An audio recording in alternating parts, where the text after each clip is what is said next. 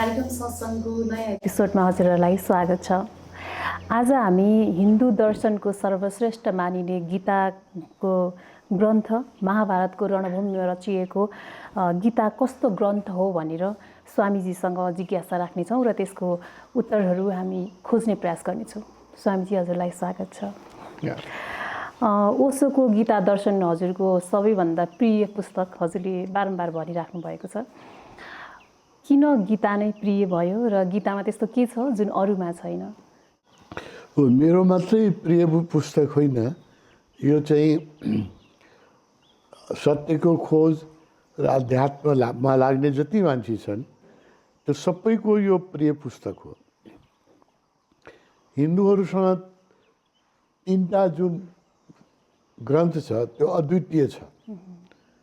सबभन्दा पहिला त्यसमा गीता, त्यसपछि उपनिषद र तेस्रो चाहिँ अष्टावक्र महागीता।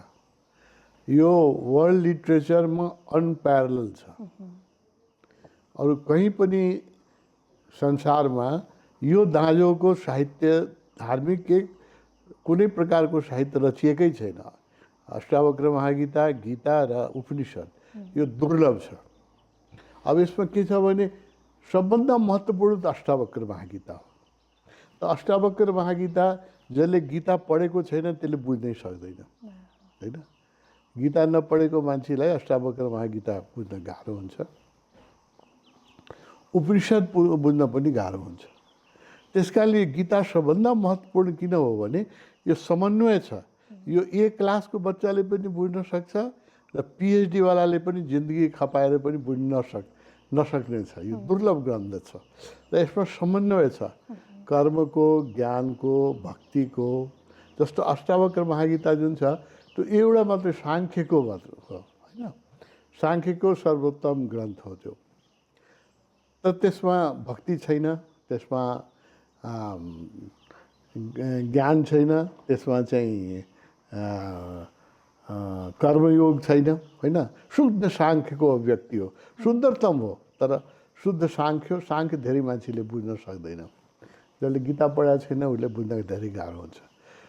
त्यस कारणले गीता महत्त्वपूर्ण किन छ भने गीता समन्वय छ। जति हिन्दूहरूको जति विधाहरू छन्, जति योग छन्, कर्मयोग, ज्ञान योग, भक्ति योग, ध्यान योग, साङ्ख्य योग, त्यो सबै यसमा छ, होइन? र सबैको सर्वोत्तम व्याख्या छ। त्यस कारणले गीता अद्भुत ग्रन्थ हो। अद्भुत ग्रन्थ हो। हरेक हिन्दू घरमा राखिन्छ गीता। हामीहरूको पनि हजुरबाहरूले गीता नपढिकन खानै खानुहुन्थेन, एक अध्याय नपढिकन खानै खानुहुन्थेन। तर बुझ्ने कति मान्छेले बुझ्छ, होइन? अब अहिले त त्यो संस्कृति चेन्ज भयो। अब त हिन्दू घरमा पनि गीता नभेट्न सकिन्छ। तर यो अद्भुत ग्रन्थ छापियोस् र यो ओशोले जुन यसको व्याख्या गरिदिनु भएको छ त्यो गीतालाई समकालीन बनाइदिनु हो। गीता बुझ्न गाह्रो छ। मैले स्कुलको जीवनदेखि गीता पढ्दै आएको हो, होइन? गीतामाथि जति म स्कुलमा लाइब्रेरियन बनाएको थिएँ किताब पढ्नलाई, अनि प्रिन्सिपलको आदेश लिएर मैले लाइब्रेरीमै आफ्नो बेड बुकको एडभाइस, मैले रोमान्स थियो, बच्चादेखि नै किताबप्रति अद्भुत प्रेम थियो। अनि प्रिन्सिपलले हात खुट्टा जोडेर लाइब्रेरीमै मैले आफ्नो बेडमा राखिदिएका थिएँ, ताकि राति दिन जुन किताब पढ्नु मनलाई पढ्यो। रिच लाइब्रेरी थियो मेरो स्कुलको। त्यसमा गीतामाथि अनेक टिप्पणीहरू थियो, होइन? हिन्दीमा, इङ्ग्लिसमा। मैले लगभग गीतामा उपलब्ध सबै टिप्पणीहरू हेरेँ। भाष्य भनौँ त्यसलाई, कमेन्ट्री, सबै कमेन्ट्री हेरेँ, होइन? त्यो बेला चाहिँ बाल गङ्गाधर तिलकले लेख्नु भएको गीता रहस्य भन्ने त्यो हिन्दीमा चाहिँ गीताको one of the best commentary मानिन्छ, धेरै राम्रो कमेन्ट्री मानिन्छ। त्यो राम्रो लागेको थियो त्यो होला मलाई। तर जब गीता ओशोको सुने मैले र पढेँ, मलाई के लाग्यो भने कसैले गीता बुझेकै थिएन। श्री अरविन्दको बडो फेमस पुस्तक छ नोट्स अन गीता, होइन, बडो फेमस छ त्यो, जटिल कठिन पनि छ, बुझ्न पनि कठिन छ।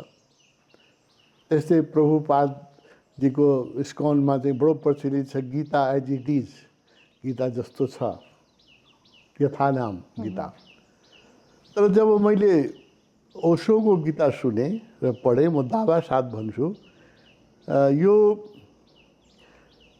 म भन्छु गीता कसैले बुझ्दै बुझेन, कि त श्रीकृष्णले बुझ्नु हो कि चाहिँ ओशोले बुझाउनु भयो, होइन। यो बिचका जति गीता मैले जति टिप्राहरू पढेको छु गीतामाथि, गान्धीको पढेको छु, विनोबाको पढेको छु, किताबको प्रेमी थिएँ म। स्कुल लाइफमै मैले गीताको सबै कमेन्ट्री पढेँ जति उपलब्ध थियो, होइन। तर जब ओशोको गीता सुने अनि मलाई के लाग्यो भने यो टिप्पणी गर्ने मान्छेहरूले पनि ओशोको गीता सुनेको भए नाच्थे, यिनीहरूले नाच्थे, जस्तो सोपनहार नाच्यो, होइन। सोपनहारले जब पहिलोचोटि गीता पढ्यो, उसले चाहिँ पेरिसमा टाउकोमा गीता राखेर नाचेको थियो। यस्तो पनि पुस्तक हुनसक्छ भनेर मलाई लाग्यो। सायद बाल गङ्गाधर तिलकले, श्री अरविन्दले यदि ओशोको गीता सुन्नुभएको भए उहाँहरू पनि नाच्नुहुन्थ्यो, पक्कै नाच्नुहुन्थ्यो। अहिलेसम्म म ओशोको सोपनहारको खोजमा छु, होइन। ओशोको साहित्य पढेर म नाच्छु। अहिले जुन यो गीताको 18 अध्याय छापेर वर्षौँदेखि मेरो अभिप्सा के थियो भने गीताको 18 अध्याय हामीले तपोवनले छापोस् र कस्ट प्राइस यसलाई उपलब्ध गराओस्। यो ठुलो काम हो, किनभने यो करिब 6200 पेज छ र यसमा लागत पनि 25 लाख रुपियाँ जति लाग्छ यो छाप्नलाई, होइन। ठुलो लागत लाग्छ र ठुलो श्रम लाग्छ, त्यसैले धेरै वर्ष लाग्यो। तर अहिले चाहिँ यो गीताको 18 अध्याय उपलब्ध हो, तपाईँले छापेर तयार गरेर यहाँ देखिराखेको छ। र यो मेरो लागि चाहिँ मेरो जिन्दगीको कोहिनुर जस्तो हो। म आफ्नो टाउकोमै राख्छु यसलाई।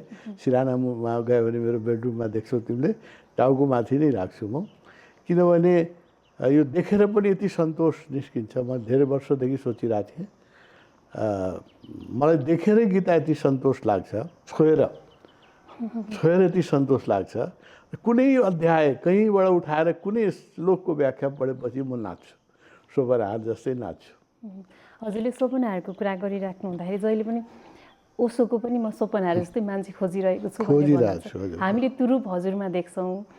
हामीले त्यो कुरा भन्दा अनुयुक्त त नहोला स्वामीजी जस्तो लाग्छ, किनभने हजुरले बारम्बार भनिरहँदाखेरि जहिले पनि म सोपनहारको खोजीमा छु, ओशोको जहिले पनि छु भन्दाखेरि हामीले त्यो दृश्य चाहिँ हजुरमा देखिरहेका हुन्छौँ। र हामीले हजुरले नभन्नु हजुरको महानता हो, तर हजुरलाई काहीँ कतै केही लाग्दैन त्यस्तो? मैले अहिले चाहिँ एउटा बित्नुभयो भर्खरै योगी हुनुहुन्थ्यो, बम्बईमा बस्नुहुन्थ्यो, अलगडानन्दजी। त्यति फेमस योगी होइन, होइन। उहाँले ओशोलाई बुझ्नुभयो जस्तो लाग्यो। उहाँले ओशोको बारेमा जो बोल्नु भएको छ त्यो सोपनहार जस्तै बोल्नु भएको छ। हृदय खोलेर प्रशंसा गर्नुभएको छ, आँखामा आँसु ल्याएर रोएर यति प्रशंसा गर्नुभएको छ। त्यो सुनेर मलाई आनन्द आयो कि एकजना मान्छेले त ओशोलाई अलिकति बुझ्यो। अलगडानन्दजी अलिक छोड्नुभयो, नत्र म उहाँको दर्शन गर्न जान्थेँ, किनभने यस्तो मान्छे जसले ओशोको मुक्त कण्ठले प्रशंसा गर्नुभयो र भन्नुभयो कि उहाँको साहित्य अद्भुत छ, कोहिनुर हिरा हो, दुर्लभ हो, उहाँकै शब्दमा सुन्नुपर्छ। उहाँले यसरी यसको वर्णन गरिदिनु हो कि मलाई लाग्यो कि यो एउटा सोपनहार चाहिँ आए थिए, मैले भेट्न सकिनँ। उहाँ बित्नु हो, उहाँहरूको दर्शन गर्ने मेरो धेरै इच्छा थियो। तर म खोजीमा छु। ओशोको साहित्य जुन हो त्यो टाउकोमा राखेर नाच्ने साहित्य नै हो, पढ्ने साहित्य होइन, होइन। त्यो नाच्ने साहित्य हो, त्यो टाउकोमा राखेर पढेर बुझ्यो भने। यदि कसैले किताब टाउकोमा राखेर नाच्दैन भने म भन्छु उसले बुझेन ओशोको, बुझेन, होइन। पढेर राखिदियो, थन्काएर राखिदियो भने उसले बुझेन। मैले कति मान्छेलाई किताब दिन्छु यहाँ आउँदाखेरि सुरुमा ओशोको गीता पनि दिन्थेँ त कसैले बुझेन किनभने पढेर एकचोटि धन्यवाद दिनुपर्ने र उसले जोडले धन्यवाद दिनुपर्ने होइन त्यस्तो धन्यवाद मैले कसैबाट पाएन त्यहाँ कसैले बुझेन यो या किनेर लग्ने मान्छेले पनि यहाँबाट हजारौँ मान्छेले किताब किनेर लाग्नु भएको छ त कसैले त्यस्तो मुक्त कण्ठले जस्तो अग्रहानन्दजीले भन्नुभयो त्यस्तो कसैले चाहिँ मलाई गीता ओशोको बारेमा बोलेको मैले देखेन होइन इन्डियामा केही विद्वानहरूले चाहिँ ओशोलाई अलिअलि बुझाएको छ प्रीतिश नन्दी यो हाम्रो अमृता प्रीतम राइटर्सहरूले कलाकारहरूले केही बुझा जस्तो लाग्छ होइन तपनि सोपनहारको खोजमा छु म विश्व घुमिराखेको छु ओशोको साहित्य बाँड्छु सुनाउँछु बोल्छु अहिले तिम्रो टिभीबाट पनि बोलिराखेको छु मान्छेहरूलाई आह्वान गरिराखेको छु आफ्नो घरमा गीताको 18 अध्याय किनेर राख्नुहोस् चाहे तपाईँ पढ्नुहोस् या नपढ्नुहोस् यो किताब राख्न साथ तपाईँको घरको एनर्जी चेन्ज भएन भने मलाई पैसा म तपाईँको फिर्ता गरिदिन्छु होइन यो किताब हरेक चिजको एउटा भाइब्रेसन हुन्छ होइन किताबको पनि भाइब्रेसन हुन्छ होइन यो त साइन्सले गरिसक्यो कि हरेक चिजको औरा हुन्छ र हरेक चिजको भाइब्रेसन हुन्छ होइन इभन फलामको पनि औरा हुन्छ जो लेड छ मेटल छ उसको पनि औरा हुन्छ उसको पनि भाइब्रेसन हुन्छ भने यो त जीवन्त शास्त्र हो यसको त बहुत स्ट्रङ औरा छ त्यस कारणले हामी कहाँ पूजा गरिन्थ्यो नि गीताको आरती गरिन्थ्यो है किन गरिन्थ्यो भने यसलाई देउताकै सरह मानिन्थ्यो यो जीवन्त हो होइन जीवन्तै हो यसको बहुत स्ट्रङ औरा छ र यसको बहुत स्ट्रङ भाइब्रेसन छ त्यसैले अहिले म जबदेखि 18 अध्याय हालसालै छापेर आयो म अत्यन्त खुसी भएँ 6000 पृष्ठ छाप्नु सजिलो कुरा होइन करिब 25 लाखभन्दा बढी लागेको छ यसमा छाप्नलाई मात्रै यो मैले सिरानोमा राखिराखेको छु र मलाई त्यो यति तृप्ति मिल्छ अहिले देखेर पनि यति तृप्ति मिल्छ र तिम्रो टिभी यो इन्टरभ्यूको माध्यमबाट सबैलाई म के आग्रह गर्छु भने तपाईँ नपढ्नु भए भने पनि घरमा राख्नुहोस् यो होइन र कुन बेला मन लाग्छ कुनै एउटा अध्याय निकालेर बिचको कुनै एक पाना पढ्नुहोस् न तपाईँको पैसा असुल हुन्छ एउटा लेक्चरको 2 पेज पढ्नु भयो भने तपाईँको पैसा असुल हुन्छ यस्तो अद्भुत छ एक त गीता नै अद्भुत ग्रन्थ र त्यसमा भगवान्ले जसले भन्नुभयो नि यदा यदा हि धर्मस्य जब धर्मको ग्लानि हुन्छ म फेरि पृथ्वीमा आउँछु अहिले विश्वमा धर्मको एक प्रकारले विकृति भइराखेको छ ग्लानि नै भइराखेको छ धर्मको नाउँमा साम्प्रदायिकता भइराखेको छ अध्यात्म होइन धार्मिक उद्दण्डता भनौँ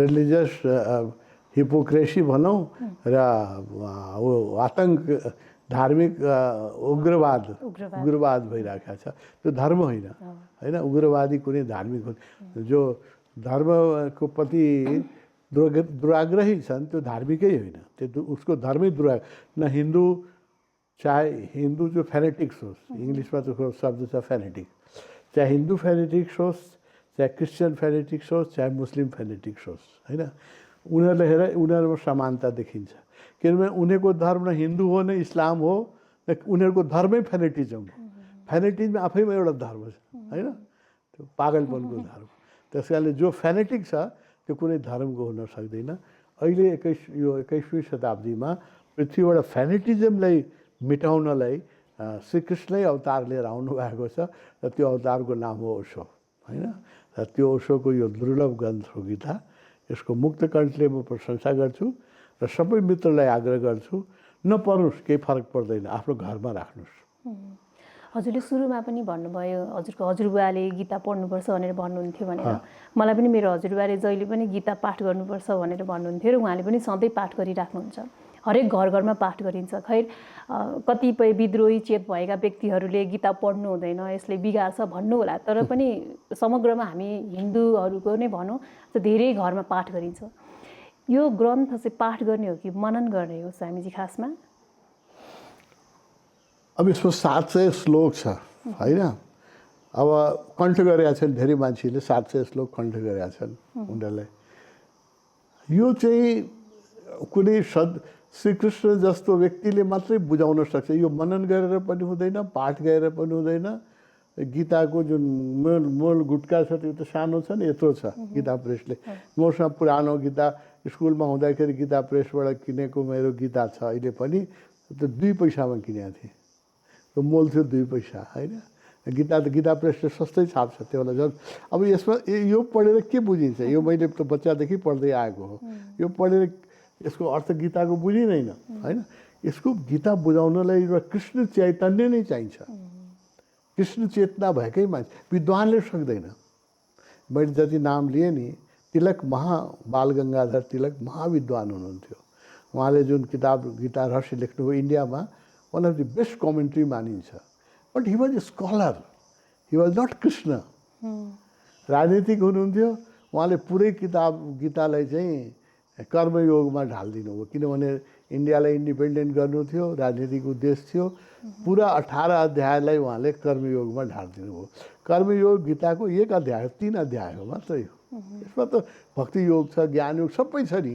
उहाँले पुरै गीतालाई कर्मयोगमा ढालिदिनु हो। प्रभुपादले पुरै गीतालाई भक्तिमा ढालिदिनु हो। भक्ति 12 अध्याय 1 अध्याय हो। पुरै गीता भक्ति होइन, भक्तिभन्दा धेरै परेछ। तर उहाँले चाहिँ पुरै गीतालाई चाहिँ भक्तिमा राखिदिनु हो। जो जसको मार्ग थियो त्यसमा राखिदिनु हो। गान्धीले, विनोबाले सबैले गीतालाई राजनीतिक बनाइदिनु हो, किन उहाँहरू पोलिटिकल फिगर हुनुहुन्थ्यो होइन। अब गीतालाई बुझाउनलाई श्रीकृष्ण जस्तो चैतन्य चाहिन्छ, चेतना चाहिन्छ होइन। अब त्यस्तै योगी चाहिन्छ। त्यो मैले चाहिँ 5000 वर्षपछि फेरि पृथ्वीमा ओशोको रूपमा आएको छ। र यो 8 गीताको जुन 18 अध्यायको जुन 6000 पृष्ठको दुर्लभ साहित्य ओशोले छोडेर जानुभएको छ। 222 लेक्चर उहाँले दिनुभयो गीतामाथि। 222 लेक्चर दिनुभयो। 5 वर्षको अन्तरालमा बोल्नुभयो, 70 to 75 5 वर्षको अन्तरालमा बोल्नुभयो। 222 लेक्चर दिनुभयो।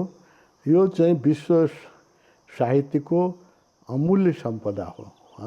आज यसको मूल्याङ्कन हुँदैन, केही फरक पर्दैन। तर आउने दिनमा कुनै न कुनै स्वप्नहार जन्मिन्छ। यसको गीताको, भगवानको गीताको 18 अध्याय लिएर टाउकोमा नाच्छ।